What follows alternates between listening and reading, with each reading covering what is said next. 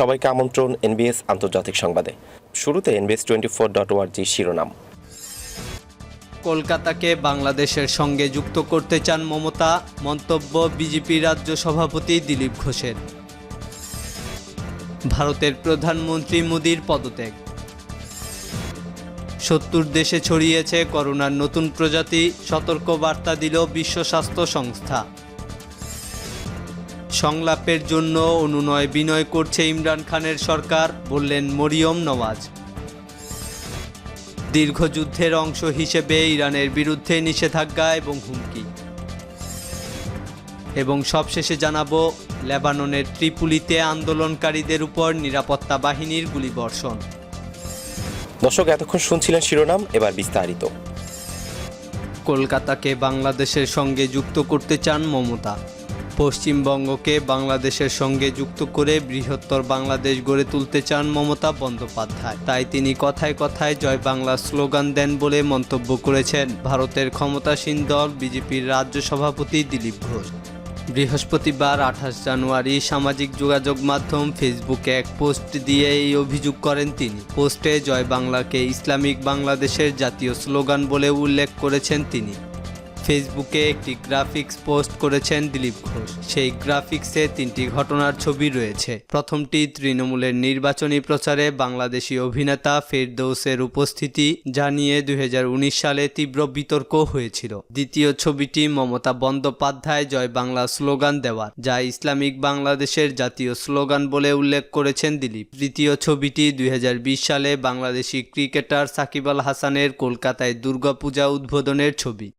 এই ৩ ছবি পোস্ট করে দিলীপ ঘোষ অভিযোগ করেছেন, মমতা গ্রেটার বাংলাদেশ গঠনের লক্ষ্যেই লড়াই করছেন, সেই কারণেই তার মুখে ইসলামিক বাংলাদেশের স্লোগান শোনা যাচ্ছে। আগামী বছর পশ্চিমবঙ্গের আগামী বিধানসভা নির্বাচন সামনে রেখে রাজ্যের ক্ষমতাসীন তৃণমূল কংগ্রেস ও বিজেপির মধ্যে রাজনৈতিক বিরোধ তুঙ্গে উঠেছে। এই নির্বাচনে মমতাকে হটিয়ে পশ্চিমবঙ্গের ক্ষমতায় বসার লক্ষ্য নির্ধারণ করছে বিজেপি। অন্যদিকে বিজেপির উত্থান ঠেকাতে মরিয়া প্রচেষ্টা চালাচ্ছে মমতার তৃণমূল কংগ্রেস।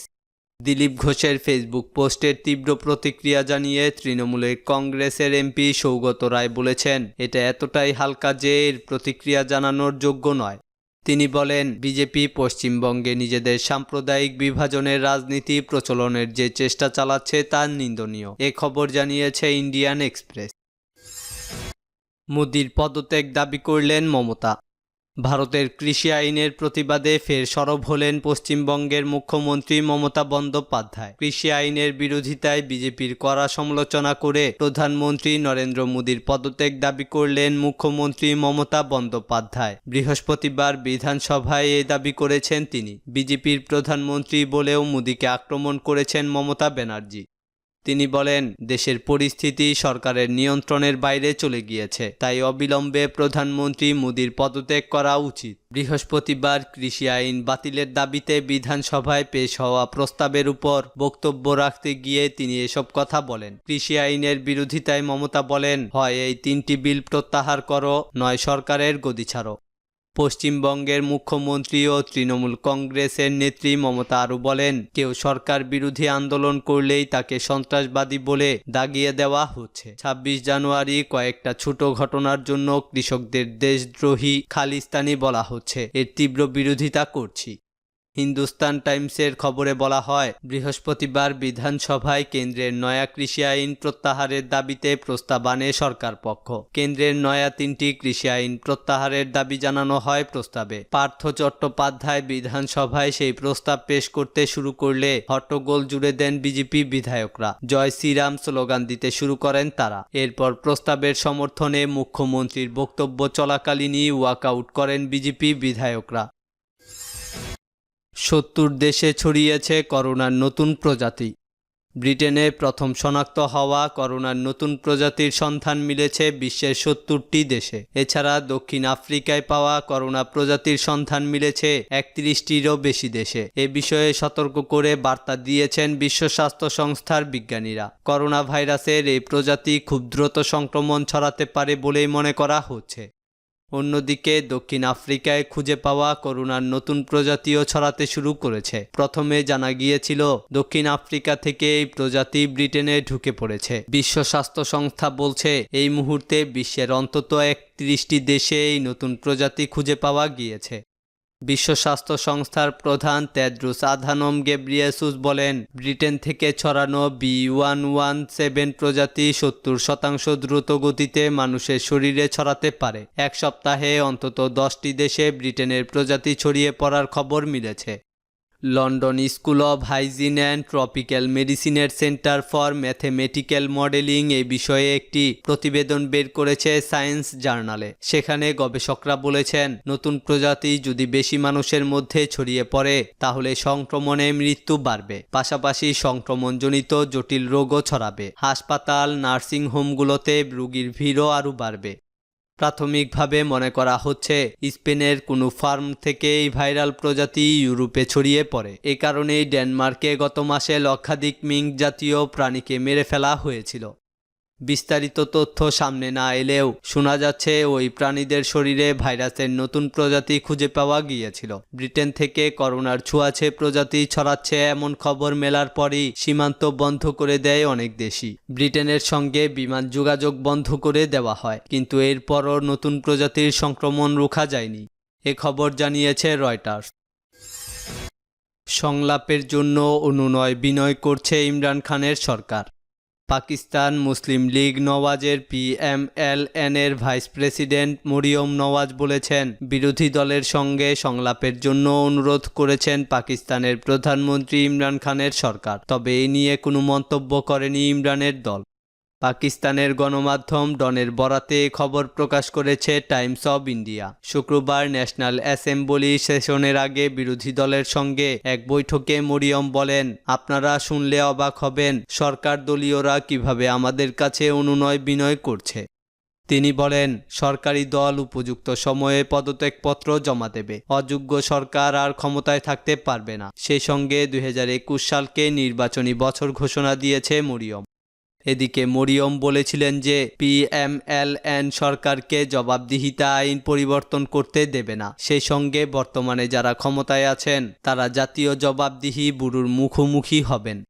অপরদিকে পাকিস্তান মুসলিম লীগ PMLN সংসদ সদস্যরা যে কোনো ইস্যুতে সরকারের সঙ্গে আলোচনার সম্ভাবনা প্রত্যাখ্যান করেছেন। তারা প্রধানমন্ত্রী ইমরান খানের বিরুদ্ধে অবিশ্বাস প্রস্তাবের উত্থাপনের জন্য পাকিস্তান পিপলস পার্টির প্রস্তাবকে অবর্ণনীয় বলেও ঘোষণা করেছে।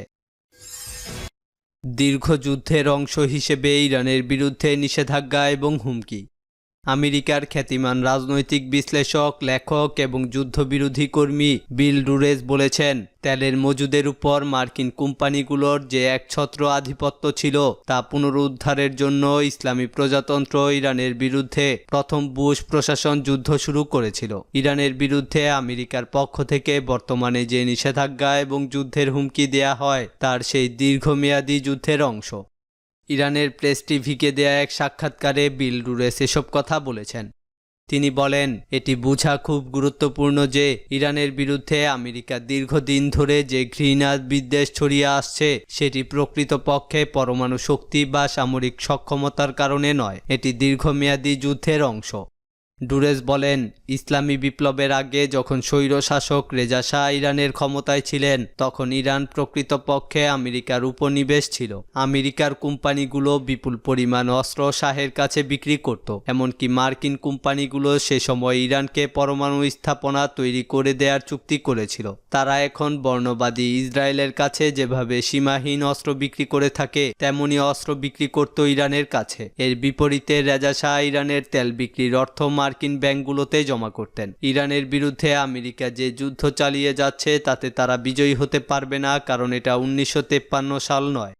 আমেরিকার এই বিশ্লেষক বলেন, জো বাইডেন ইয়েমেনে সৌদি আগ্রাসন বন্ধের প্রতিশ্রুতি দিয়েছিলেন এবং আমেরিকা এই যুদ্ধে অংশ নেবে না বলে জানিয়েছেন, কিন্তু এখনো পর্যন্ত তিনি তার কিছুই করেননি। লেবাননে ত্রিপোলিতে আন্দোলনকারীদের উপর নিরাপত্তা বাহিনীর গুলিবর্ষণ। ত্রিপোলিতে লকডাউনের মাঝেই সাধারণ জনতার আন্দোলন শুরু হয়। আন্দোলনকারীদের অভিযোগ, এ সময় জনগণকে প্রয়োজনীয় সহায়তা করেনি সরকার। বুধবার আন্দোলনকারীদের উপর গুলিবর্ষণ করে দেশটির নিরাপত্তা বাহিনী। দেশটির রেড ক্রিসেন্ট সোসাইটি জানায়, আহত শতাধিক আন্দোলনকারীদের মধ্যে 15 জনকে গুরুতর অবস্থায় হাসপাতালে নেওয়া হয়েছে। দেশটির নিরাপত্তা বাহিনী ISF জানায়, আন্দোলনকারীরা তাদের উপর হ্যান্ড গ্রেনেড নিক্ষেপ করলে নিরাপত্তা বাহিনীর 9 সদস্য গুরুতর আহত হয়। বিপরীতে হামলাকারীদের উপর জীবন রক্ষার্থে গুলিবর্ষণ আইন প্রয়োগ করা হয়। তবে ISF এর উপর গ্রেনেড হামলার সত্যতা নিশ্চিত করতে পারছে না আন্তর্জাতিক গণমাধ্যমগুলো। আন্দোলনকারীদের ছত্রভঙ্গ করার জন্য কয়েক দফায় টিয়ার গ্যাস এবং জলকামানের প্রয়োগ করা হয়েছিল। এ খবর জানিয়েছে আল জাজিরা। দর্শক, এই ছিল এখনকার মতো। আমাদের পরবর্তী সংবাদ দেখার আমন্ত্রণ জানিয়ে বিদায় নিচ্ছি আমি শফিউল আলম আরাফ।